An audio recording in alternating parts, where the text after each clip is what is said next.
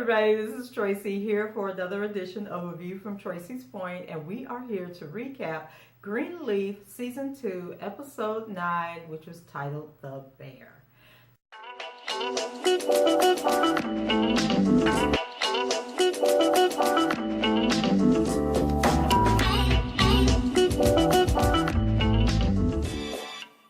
So guys, let me say this about this episode. I was very disappointed. It just was not what I was expecting. And for Greenleaf to be a show about a church, they've gotten so far from the church premise and just the way, like, there was just no really consequences for Grace. And I guess in my mind, I thought, okay, Uncle Mike is going to die. Then Grace is going to have to go through this whole, when she gets arrested, accused, maybe not go to trial, but she is going to feel the wrath of what she did from the law, aspect of it. But they just kind of like brushed it all under the rug, like we go around killing our relatives every day. And I was just like, and then the way they treated Lady Mae, like, regardless of what has happened or transpired, Uncle Mike was still her brother. And it was like they didn't want her to mourn, or they wanted her to be inhuman and not feel some kind of loss that, a part of her DNA is now gone. And then keep in mind that we already know she was molested by her dad. And, then she's estranged from Mavis. So, like, right now, she's kind of alone in the world. And even if you're married or you have kids, I can remember my dad, like when my dad, I think there was like 5 of them, and at some point my dad was the only one. I think he was the last one he was the last one to pass away. And I just couldn't imagine what it felt like, as all his, his dad passed away, his mom passed away, and then his siblings were dying one by one. And as the youngest, what does that make you feel like? What do you think about, and so I don't know. I just didn't like that. I didn't like the fact that there was no consequences for Grace, and I didn't like the fact that they treated Lady Mae the way they did. But let's go ahead and get into the recap. So the show opens up, and Grace is standing over Uncle Mac, as he calls out, for help and get an ambulance. Of course, she's still talking about where is Sophia, and I still don't understand why in the world she thought Sophia was with Uncle Mac. There's nothing y'all can tell me that's going to convince me that she went over there really, really believing. I mean, unless she suffered a concussion from when she was in that car accident that had her delusional. But nothing that has transpired in that show has made me say, oh, there was a slight possibility that Sophia was over there with Uncle Mac chilling, and that Grace had a reason to run her butt over there. So he's bleeding out, and she, tells him that she isn't calling anyone until he tells her where her daughter is. And I'm just like, okay. And so his final words were, I think he said he was sorry, or, he apologized for whatever. And then he, dies. And then she eventually calls 911, but it was a little too late. So she's being interrogated. Later on, she's being interrogated by the Memphis detectives, who say she had a motive, since she believed that, he had did something to her sister and may have done something to the daughter. And then another detective comes in and lets her know that Sophia is at home and that she is safe. Then we have a scene where Grace is at the hospital, and being treated for her injuries. And y'all remember when Grace was in that car accident and had barely a scar on her, when she was a little more beat up by Uncle Mac, and what transpired between the two of them. So she comes, dragging out. Well, they went through the whole thing where they had to take the pictures and everything, the back bruises, the arms, and all this stuff. So after they get through with all that, she comes dragging out, and Lady Mae and the bishop, they were there waiting on her. And that was sort of like a real crazy scene in and of itself, because you didn't know how Lady Mae was going to react to Grace and everything that happened. But she mustered up a little bit of sympathy for Grace and, let her know that she loved her and cared about her and, she wasn't upset with her and she had to do what she had to do. And then I think Lady Mae told her, she didn't blame her and that it was self-defense, so then Grace starts crying and, she goes, I know it was, like she's trying to convince herself that she really killed that man in self-defense. So, the two of them hug, and it was a little sentimental moment. And then they get back to the house, and Grace, asks where Sophia was, and Sophia lets her know that, Zora needed help and she had to go pick her up. And then the phone died, and that Zora, I can't remember if she told that Zora and Isaiah was fighting or not. But anyway, Zora needed a ride, so Sophia had to go get her. So Grace, tells her that, she was really worried about her, which led her to go to Uncle Mike's house. And, she also tells Sophia that she don't know if she'll be going to jail for what happened. And so Grace goes into the bathroom, she's struggling to take her clothes off and everything. She's looking at all her wounds. And I think it was probably the next scene, all them bruises and scratches and wounds were seemed to have healed up on their own. So, Grace, you're going to be okay. So then she manages, to get into her nightgown or whatever she was sleeping in, and then she falls asleep, and then later on the telephone rings. Then it was the next day, and I think the bishop and Lady Mae, they were down having breakfast, and Lady Mae, was holding, what's the little baby name? Lord Jesus. What did Charity name that baby? But anyway, Lady Mae had the baby, and so she says that she thinks that Grace should go on into the church and put up a good front, because she's a hero, and that people were going to understand, what happened and why she had to kill Mike. And I'm sitting there like, are y'all serious right now? This was the part where, they started to, to lose me. So then Grace comes down for breakfast, and, of course, she's still kind of banged up. And so she overheard Lady Mae calling her a hero, but, isn't so sure, why she feels that way. And so then Grace says, you almost sound convinced, Mama. So Grace is skeptical of Lady Mae just like I am. So then Aaron comes down, and says that he's looking for Kevin and lets Grace know, that they need to go over her statement, before they go talk to the police. And then Lady Mae, tells Grace not to have any regrets, still boosting her up. And she said, don't you give in an inch today. No apologies, no regrets. I say, these people. So then Grace, she gets over to the church and she runs into Jacob, so the two of them hug. And so they go through this whole thing throughout the show where she, interacts with different people and everybody is sorrowful for her and, telling her to be strong and carry on and that everything's going to work out. And I think Lady Mae, I don't know if Lady Mae I don't think she ever got in touch with Mavis, but throughout the show, she was constantly trying to call her, but she kept getting her voicemails. I don't know what Mavis and whatever that boy named that she went running after trying to, what was his... My memory is so bad. Like, these people be coming and going on these episodes so quick that you can't remember. But remember the little fine tenderoni that Mavis was trying to help with his career? And she went running after him because he got sick and tired of her and left. And so anyway, we ain't seen Mavis or him since then. And we didn't see them in this episode either. So Grace is in the sanctuary, and this is probably the first time we've actually seen the inside of the sanctuary at Calvary in quite some time. So her and Darius are talking about what happened, and he tells Grace that, she shouldn't have any issues, proving that it was self-defense, but Grace isn't sure because Grace knew it wasn't self-defense because she had no business taking her butt over there starting that fight. And so, she's like, your mouth to God ears, like, I'm praying that that's going to be the case. So Darius assures her that she'll be fine and says that, Uncle Mike was the bad guy and she shouldn't feel bad about killing him. So when Grace and Aaron get together, he basically tells her to tell the police that she feared for her life, believed that she was going to die. And then he kind of like preps her on cleaning up the original statements that she had given to the police. So when she gets into the office, the detectives are pressing her, and then he tries to, get her to say that when she called 911, but Aaron jumps in and saying that the meeting is over, because remember, she delayed in calling 911. So the detective says, I know, I just ended it, because he kind of, and then like his role kind of made you feel like Grace was going to get in trouble and she was going to jail for this, so he wasn't really convincing, but they tried to throw that part in there like, oh, Grace might really be in trouble. So afterwards, Bishop Greenleaf meets with Grace to recap what happened when she went to talk to the detective.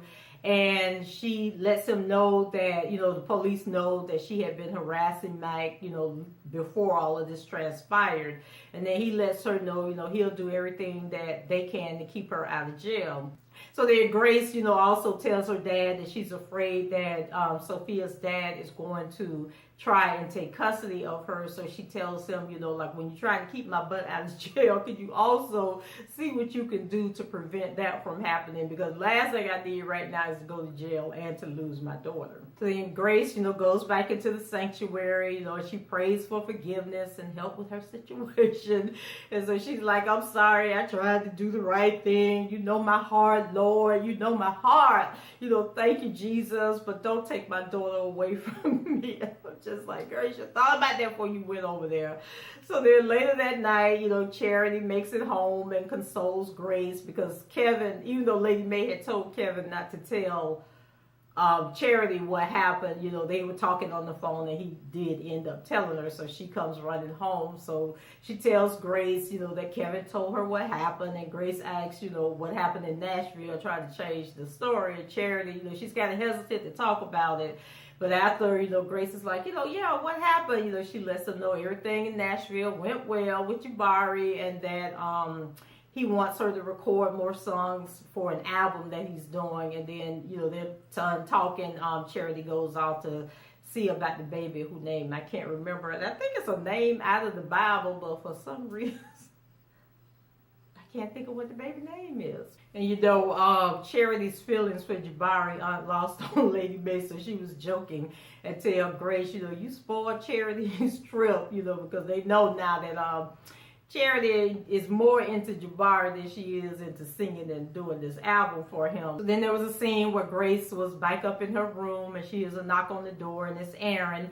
So he comes in and he's being like overly dramatic, and he closes the door. I think he even locked the door, and I'm just like, oh my God, like, well, they coming to get Grace, but he gonna tell her, I heard from the detectives, and it's good news. They're not going to press charges. And I was just like, I think I turned the TV off and then turned the channel at that point. I was like, so full of it over there. Like, what is up? Do they have new writers at the Greenleaf show? Because it shouldn't have went down like this. That was just too easy. But anyway, so Grace is shocked that she's not going to be charged, but then Aaron tells her, well, you know what they say, sometimes the bear gets you and sometimes you get the bear, and that was the title of the show. So I was like, okay. So now we move over to Kevin, because, Kevin and Aaron had some intimacy when the mid-season finale came, So I think when the show opened up, was it when the show opened up? Whatever their first scene together was, the two of them were in bed and Aaron was asleep, and so Kevin did have intercourse. So I was like, but Kevin was gonna go in their room and be like, no, man, I can't do this. I need to go back over here with my child. But no, they got busy, and Kevin woke up with regrets and snuck out on Aaron, and so Aaron woke up and was a little upset that Kevin wasn't snuggled up next to him the following morning, but neither one of them seemed to have had any shame about doing the do in Lady May's house. So Kevin, he takes the baby to Marisol and tell her to watch the baby until Lady May gets up. So when Kevin had called Charity, to tell her, about Grace had killed Uncle Mike and all of that, Charity, she started crying while she was on the phone and thanks him for telling her. And then she said something to Kevin about, despite them getting a divorce, she's happy that they could still be friends. And then Kevin is like, that ain't what I want to hear. I wanted our marriage to work. I didn't want to have to sleep with Aaron. I wanted to stay a virgin to my homosexual tendencies. But, that whole conversation, like, she was so happy to be there. He could tell that she was happy in Nashville with Jabari. And so that kind of like changed things for Kevin, and so you could just tell that he was hurt. So then Aaron heads over to the office and looking for Kevin, and he sees that Kevin's boxes are packed, and so he calls Kevin, but he gets Kevin's voicemail. So Kevin had left the church to go over to the what was it called, Family of Fortitudes. Remember the counseling sessions that he was going to fight the homosexual spirit that was in him. So he goes in and he's yelling, telling the people that he screwed up, and they were actually having a meeting, and then he was telling the people, don't believe what he's saying. None of this works. I'm letting you know my life is all messed up and everything. And he's like, it doesn't work. The whole thing is a lie. And so the guy was trying to calm him down, but he said he didn't want to talk about it, and then he stormed out.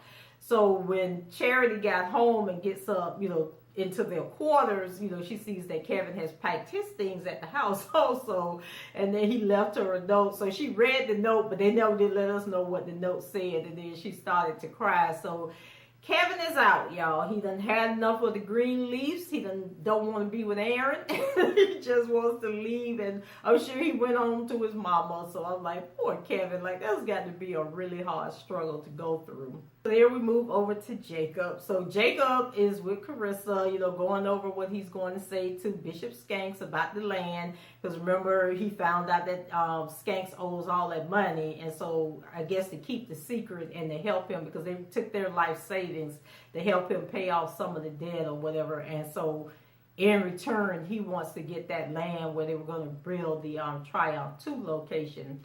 So Jacob, he meets with his dad, tell him that he's in possession of the deed. So this was after he had talked to Skanks. And so he assures the bishop that Pastor Skanks is out of the way and that the land is his. So, he said, we have the opportunity to build something together. So, however, he wants to do this under the pretense of becoming a co-pastor, and his dad isn't too excited about that proposal. And so he tells Jacob, I need a co-pastor like I need a cane to walk with. So Bishop Greenleaf, he just don't give Jacob no kind of slack. So Jacob and Carissa, they're talking, and he's telling her about his meeting with his father and how, he didn't think it really went that well. So she suggests that he meets with the guy. Remember from the season 1 where the guy was trying to get Bishop Greenleaf to go on television and broadcast his sermons live, and him and his wife were swingers, and they tried to get Jacob and Carissa. Well, these are the people that Carissa is telling him to call and see about getting a TV deal now. So Jacob dismisses the idea, like, no, we escaped that bullet. We ain't going back down that path again. And so he says he'll come up with another idea, because it's got to be something better than dealing with them. So then we had like a little brief scene with Zora and Sophia, and they're talking about, what happened at the studio the night before with Isaiah and Zora. So Sophia, is criticizing Zora for letting Isaiah treat her the way that she does, and especially in front of all these people. And so she insists that Zora break up with Isaiah, because she doesn't feel like he respects her. And then Zora apologizes for everything and for being the brat that she's been since she met Isaiah, and agrees that she's going to break up with him. But she makes Sophia agree to help her find a new boyfriend. So I'm thinking, girl, you don't even need to be thinking about no boy at this point in time in your life. Then there was a scene with Lady May and the bishop, and so they're back in their little part of the house. And the bishop asked Lady May, if he did anything wrong. And so, because she was moping, and remember I said, like, they didn't think that Lady May should be grieving about Uncle Mike dying, and so he thinking that he done did something wrong. And so then she lets him know that he didn't do anything wrong, that Uncle Mike was always the way that he was, and then kind of shares the whole thing about the dad. And she said, I know it's hard to believe, but that man wasn't always the devil, that he ended up becoming. And, she also blamed her dad, for the way that Mike turned out, because their father, molested her. And so Bishop Greenleaf was like, whoa. He was like so shocked. And I just can't believe that he didn't see the signs and like the interaction. Like he never, because remember Lady Mae was so mean to the father. He wasn't allowed to come to the church. And I'm just thinking, like, if you're the bishop of a church, like, you should have sat your wife down a long time ago and figured out what was at the root of why she disliked her father so much and didn't want him at the church, wouldn't give him money, wouldn't help him, didn't want anybody else.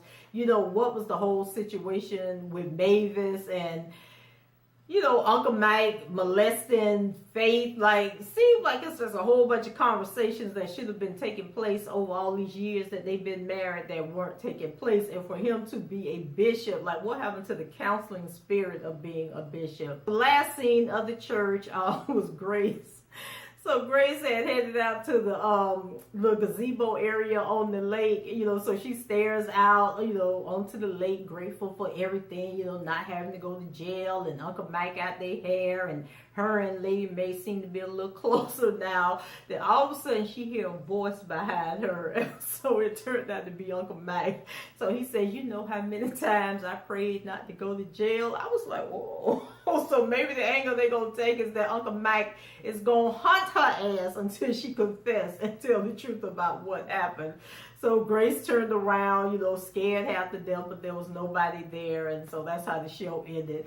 So guys, let me know what you thought. Did you like the direction that they took Greenleaf when they came back from the mid-season break? Was it like a total letdown when Grace was exonerated so quick? Or not exonerated, but they decided not to press charges against her? Let me know in the comments below. Rate the video, subscribe to the channel, and if you enjoyed the recap, share it on your social media platforms, and hopefully turn your friends on to A View from Tracy's Point. So until the next time, guys, I shall talk to you later. Bye-bye.